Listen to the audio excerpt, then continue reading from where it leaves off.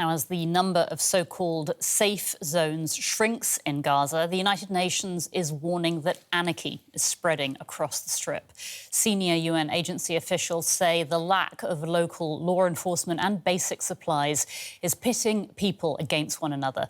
That's leading to rampant looting, unlawful killings and shootings. People in Gaza are constantly on the move, seeking safety from the bombings, the elements, and more from each other. United Nations staff say nearly the entire population has been driven from their homes, many displaced several times, and they warn desperate living conditions have led to a breakdown in civic order and widespread lawlessness. There is looting, mob justice, extortion of money, family disputes, random shootings, fighting for space and resources, and we see youths armed with sticks manning barricades. The UN says continued bombardments, severe overcrowding, and shortages of basic supplies are the main drivers of the chaos.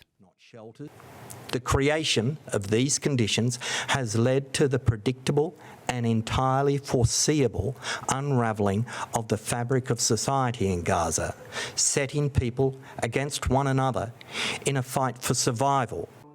The UN's regional director says nobody is enforcing civic order. So this is the anarchy that we talk about, and it's extremely dangerous as well, and we need to pay attention here. We want the police to be back on the street and to bring some order there. This video, released by the Israeli army, purportedly shows gunmen seizing an aid truck in the Rafah area of southern Gaza. The UN says this is predictable given the circumstances, and it's up to Israel to ensure the steady entry and delivery of daily essentials. This is the legal responsibility of Israel, not just to facilitate aid getting in, but then to facilitate the safe distribution of that aid. None of these things have been happening for 9 months. The UN wants an immediate end to the fighting to help restore public order and begin the mammoth task of rebuilding homes and lives. Simon Mabon is focused on the Middle East as a professor of international politics at Lancaster University in the UK. Welcome to DW, Simon. Thanks so much for your time. So we heard there suggestions of anarchy in Gaza. Who would you say is responsible for law and order in Gaza right now? Well, I don't think it's all that surprising that there is anarchy. I mean, after all, this is a war zone. There is devastation. There's been devastation going on for 300 days, if not even longer. So I think that's the really important thing to remember, that there is a specific context at play here.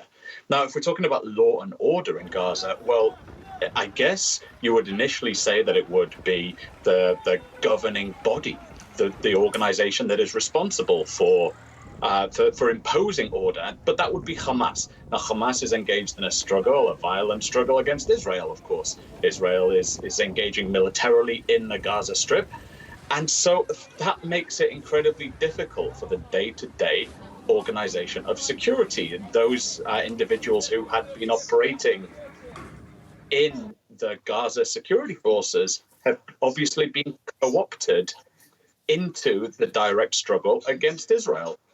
So it's an incredibly difficult thing that has diverted resources away from the provision of civic safety.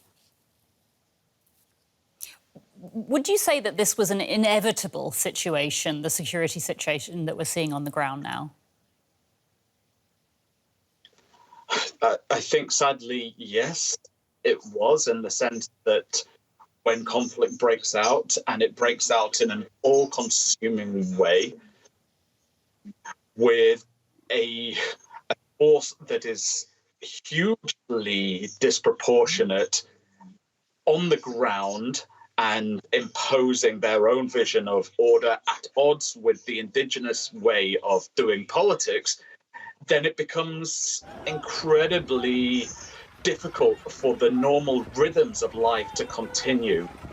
And when you factor in the huge numbers of people that are struggling for food, for shelter, that are suffering from malnutrition, from basic health issues, children are struggling with diarrhea, with dehydration.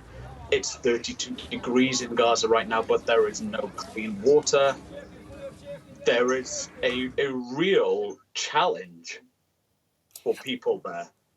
If we can talk about security, I mean, we saw in our report there the images provided by Israel of an aid truck that was allegedly commandeered by gunmen in Gaza. What kind of security is there for aid deliveries, for aid workers? Well, that's been a bit of a tricky one in the sense that that is also up for debate. There have been numerous debates and argument between the UN and the Israelis over what level of security, what level of protection should and can be given to these aid convoys. It's incredibly important to get the aid in. Now, the UN is saying that the aid has been made more challenging because of the Israeli approach to getting the right level of security in on the grounds of the trucks. But the Israelis are saying that this is not the case, that this is Hamas. And I think what that does is it points to the wider battle about how this is all being told. This is also a battle about the narratives. It's about what stories each side is telling about what is going on.